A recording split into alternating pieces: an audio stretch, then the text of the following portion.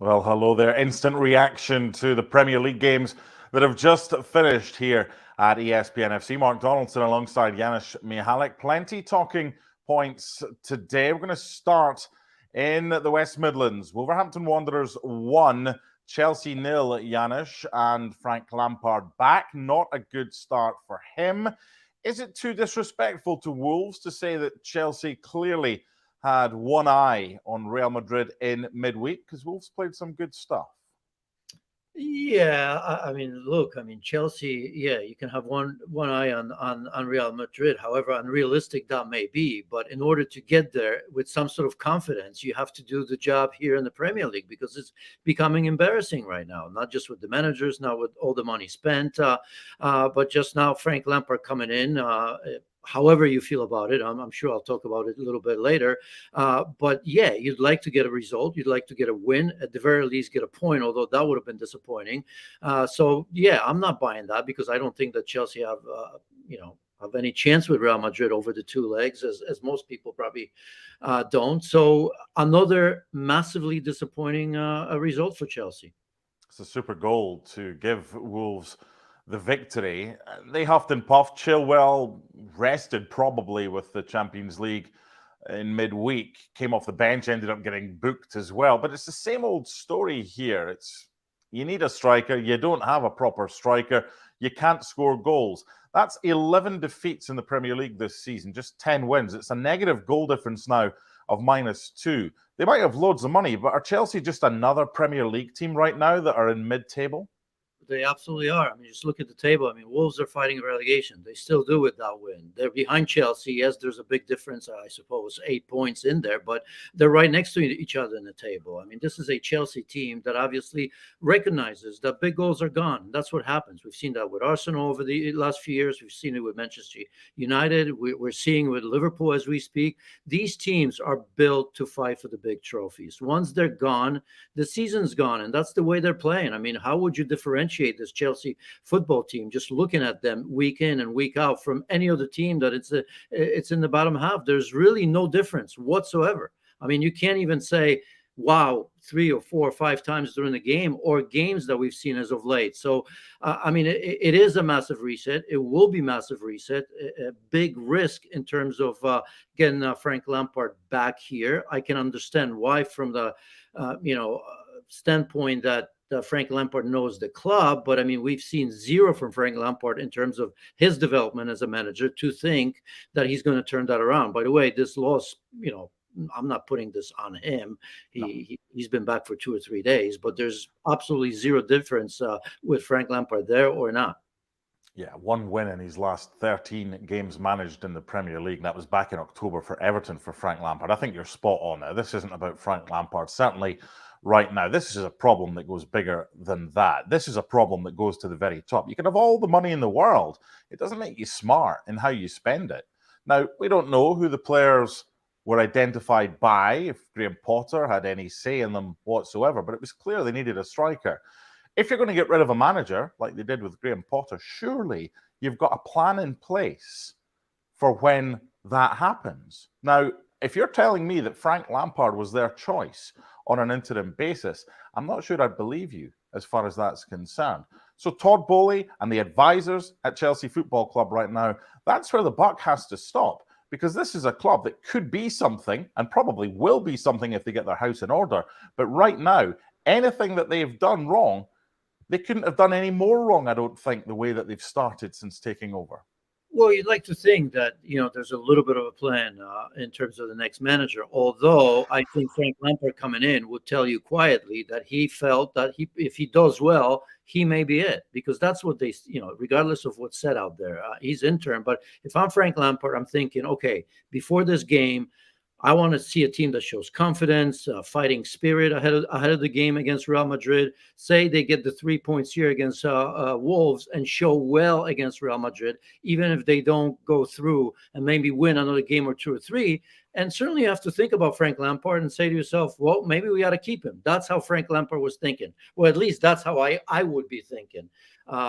Because it's a big name, big legend, maybe not a big manager, but he certainly doesn't want to be just plugging holes. This was a big risk because, if he doesn't do well here, I don't think Frank Lampard gets another Premier League job. I mean, who would hire him? I just can't imagine in the near future that somebody would. So obviously, it's on Todd Bowley. This is going to be one of the biggest appointments. Maybe for the next 5, 6, or 7 years for Chelsea when it comes to this massive squad, a lot of young players. Some players obviously are not going to be here next year. So we will see if, in fact, as we speak, they're looking at some big names. They can look all they want, but how restrictive is it for Chelsea when they don't qualify for Europe because they're playing in the Premier League right now? They're mid-table. They're 7 or 8 points behind a Conference League spot. So the chances of them qualifying for Europe next season are pretty slim. So you've got a pool of managers that you think, oh, that might work. Unless you're prepared to pay them absolute fortunes to come and not manage in Europe, are you restricted in what talent is available for you to go and get as your next manager? No, you're not. It's been proven, right? I mean, look at Arsenal, look at Manchester United. Those are massive clubs with massive money, and managers, prospective managers, know that at the very least, when they get there and they get the money, they can rebuild the squad, right? There are many managers there. You go to certain places, and it's not going to happen.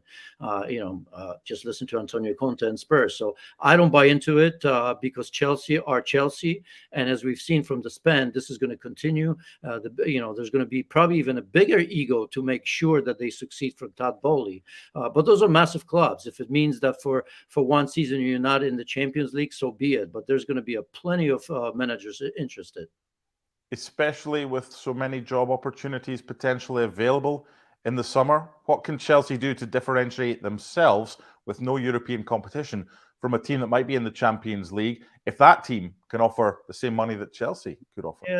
Thinking about all the names, I mean, there's a lot of names, but I don't know if there's that many opportunities around really with the massive clubs. But A, as I've said, it's money, and B, it's Premier League, by far the best in the world when it comes to exposure and everything else. And these managers want to be out there. So I don't see any reason for that. Now, some managers may take an easier route if PSG opens, like massive clubs, but by that, if I were a top manager, I look at Chelsea as one of the biggest clubs in the world, and I take it.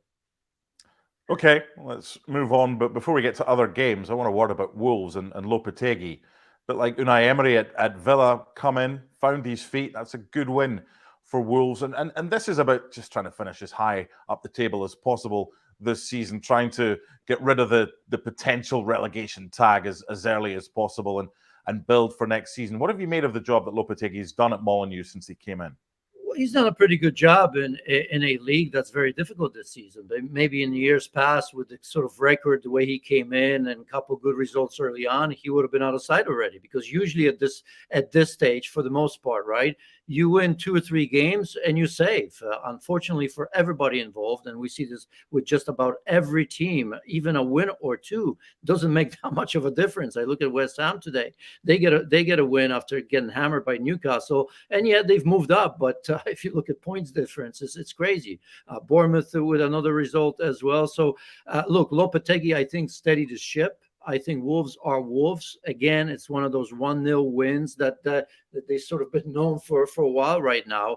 But, he's an organized manager that has managed in the biggest leagues in the world with the biggest teams in the world already. So that experience is coming through right now. And, they've had their issues as well. Introducing some players, that takes time as well. But so far, so good. But by no means, where are they, Mark? 12th, I think, right? The Chelsea are 11th.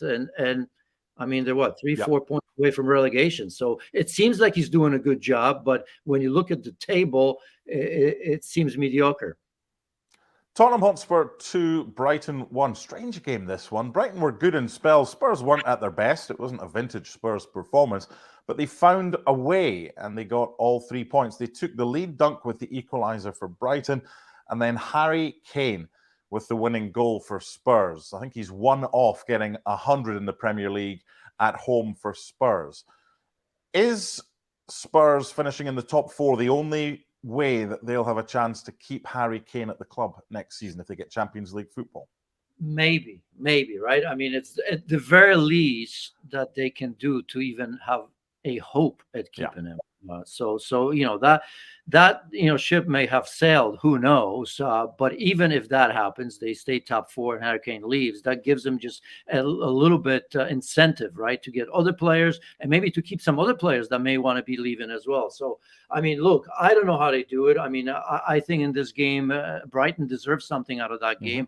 Again, it's down to Harry Kane. I mean, that's all we have to talk about. Well, first and foremost, we should mention that Heung-min Son scored an unbelievable goal, right? Where have you been, Sonny? I guess that was my reaction when he scored that goal, because it hasn't been a great season for him, for a player that I think we all appreciate and remember what he did last season and the season before, when at times he was unplayable. But it is really all about Harry Kane. I mean, what can you say? I was trying to think, what can you say about him, since everything's been said? But it is incredible, because I've mentioned that once before, and I got laughed at. I don't, by some, because I remember when he had less, and Erling Haaland, was far away from him. I mean, we're talking about 23 goals in the Premier League. Haaland has 28. I mean, how many is 23 when you compare the teams and the supporting crew that he has? It is incredible what he does. I mean, big games, small games, good teams, bad teams. It doesn't really matter for him, right? I mean, is there a player that does it or contributes so continuously at the biggest of times for club and country? It is absolutely unbelievable. There isn't a striker slash drop in midfield, or whatever you want to call him, in the Premier League that's better than him. And I would argue that there isn't a player like him in Europe for the consistency while being on not a great team, because I still don't know how they're still in the conversation for the top four. You spoke about Brighton being hard done by. A couple of goals disallowed, maybe should have had a penalty as well.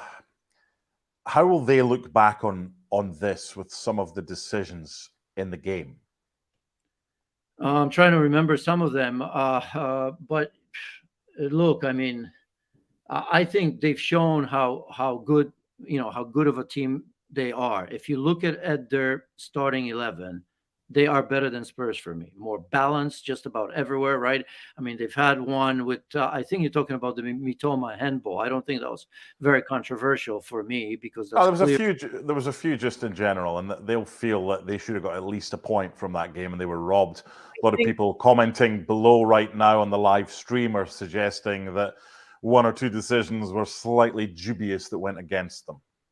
Fair play, but even if you take them out, I would say that they deserve something out of this game. They didn't. They did, yeah. They were the better team for long periods of time. I mean, we see the typical Spurs team who are timid at home in particular, right? You can understand why they feel more comfortable playing on the break. They always have, it seems that way, at least for the last couple of seasons. But, at home, you always left wanting more. I mean, that wonderful stadium, so many fans. You're thinking to yourself, certainly Spurs are going to be the team that's going to take on the opposition. That wasn't the case. In fact, Brighton, for long periods of time, not only held possession, but looked the more dangerous team. So, yeah, I mean, could they've gotten a call here or there? Possibly. The Mitoma one aside, because I thought it was a clear handball there. But just from the run of play, without the decisions, I still think that Brighton deserves something out of it. You and I have covered Italian football for years and years. I don't think I have ever seen two managers kind of kick off before the game's even started. It wasn't even a lukewarm handshake beforehand. It was a kind of grab of the hand of Stellini by De Zerbi, and then he said something that simmered throughout, and De Zerbi wasn't happy when Mitoma's goal was chalked off. There was a bit of backwards and back and forwards, and then both found themselves sent to the stands by the official after the fourth official had just had enough. Italian passion, but for it to happen before a game has even started was something that was rather new to me. Yeah, it's tough to speculate, because we're going live here right Sure. after the game. I'm sure something will come out soon enough for what it may or may not be. Obviously, Christian Stellini, just an interim coach, just came into it. I don't remember anything happening in the first leg. I almost wonder if it's something maybe in Italian press, right? Because we sometimes forget and we don't read that. Maybe something has been said either by Stellini or together with Conte before that, where Roberto De Zerbi could take, I don't know what it may be. So we're just really speculating here.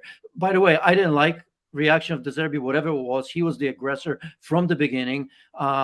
Throughout the game, he showed it even when Brighton equalized, right in your face type of thing, and then in the end as well. I don't know. I don't want to take anything away from Stellini because we don't know Mark, but I've seen that from De Zerbi. I don't like it. Maybe his players are getting galvanized by it, and I'm not taking anything from the job he's done on the pitch because it's been absolutely outstanding this season as well. But I didn't enjoy that, and it seemed to me that obviously De Zerbi was the aggressor. I don't know why both got sent off. Yeah, and you can see Stellini when he was shown the red card, is like, what did I do?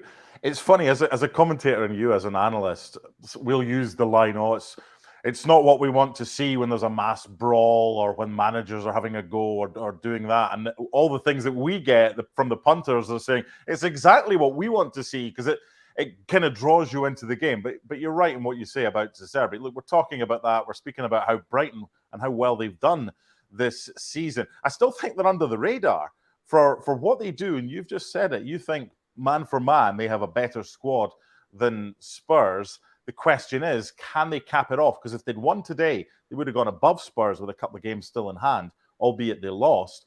But can they cap off what's been a fantastic season for them, even though they lost Graham Potter, with a place in Europe next season? What do you reckon?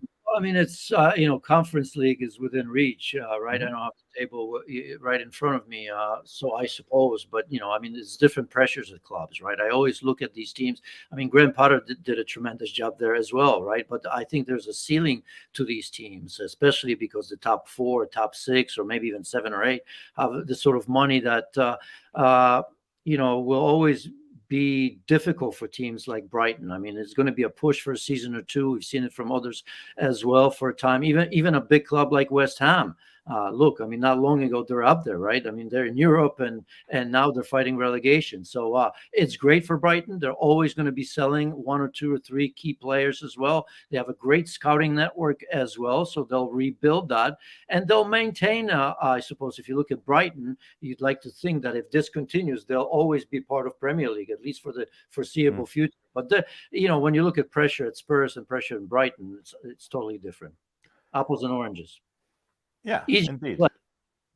You and I spoke earlier about Manchester United's very comfortable win over Everton, and it was a case of, okay, we've done our job, now over to Newcastle, see what you got.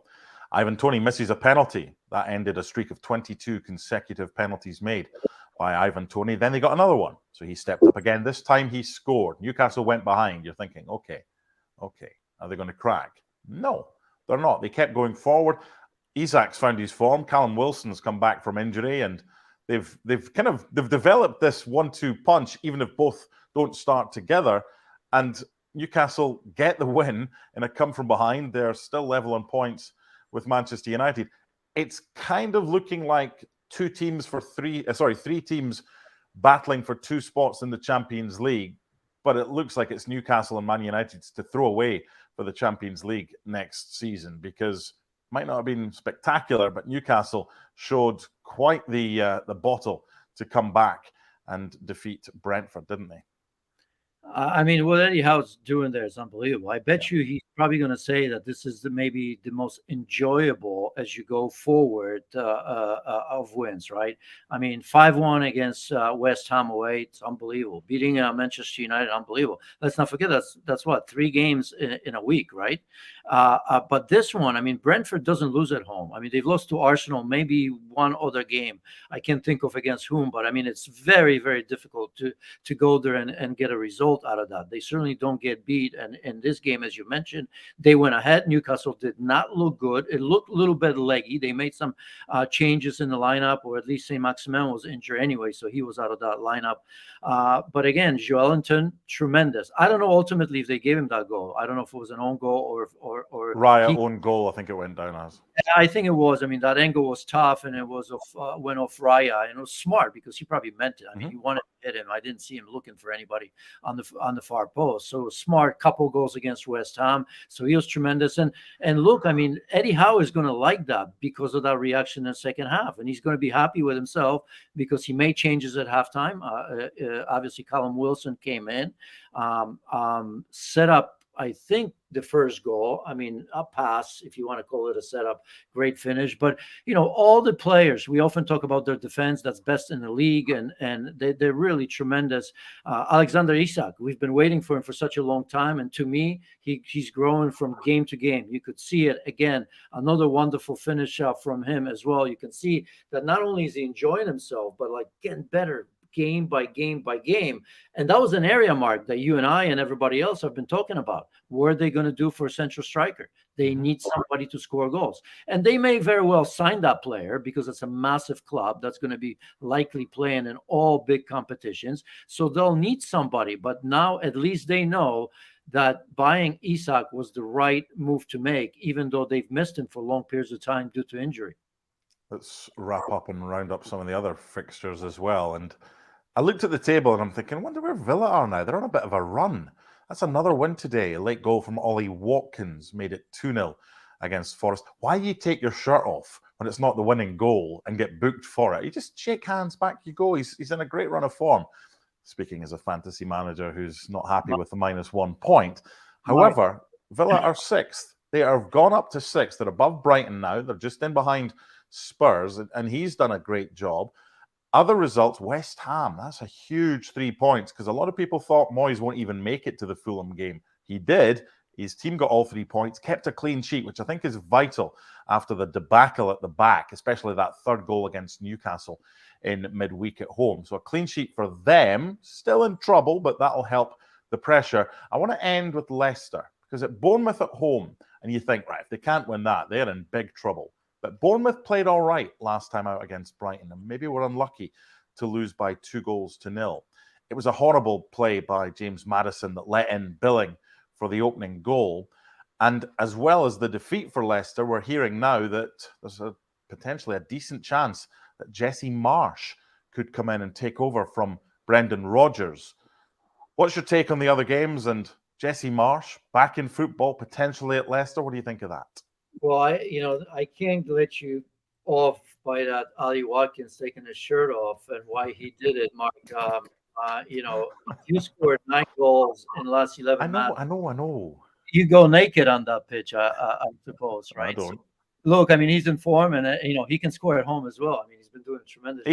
He's brilliant. But, Unai Emery has found a recipe, obviously, right? Changing the formation to 4-4-2. I think that first and foremost, because it allowed a player like Ollie Watkins to play more central. Remember, under Stevie Gerrard, it was more of a 4-3-3. He was often on the left with Inks through the middle. It just didn't look right. So, I mean, there's other things that Unai Emery has changed, but look where they are. I mean, when he started, I believe they were 16th or 17th place, and they're in European spots right now, I believe. So it's been a tremendous job for them as well. For West Ham, up and down, aren't they? 5-1 at home, lost to Newcastle, and now an important win that doesn't take him anywhere, but gives them that little bit of room to breathe, and maybe a little bit of time for us not to talk about David Moyes and what happened to West Ham United this season.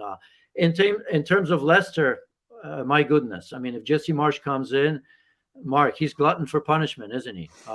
Or he's not afraid of big jobs, because certainly when he came at Leeds right towards the end of the season, I think saved Leeds United on the last day. Might have been away to Brentford. We all know what happened next season, and obviously his dismissal as well. I can only imagine if they're looking at Jesse Marsch, it has to be long term.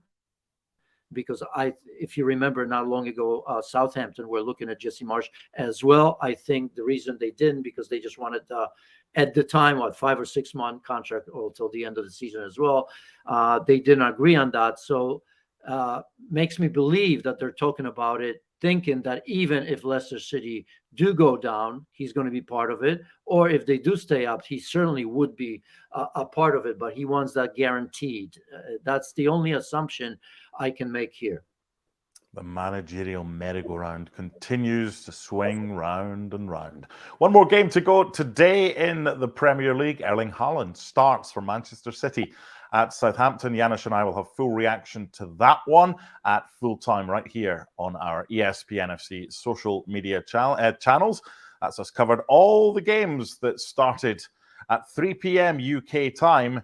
Winners, losers, drama, all sorts. The Premier League never fails to disappoint.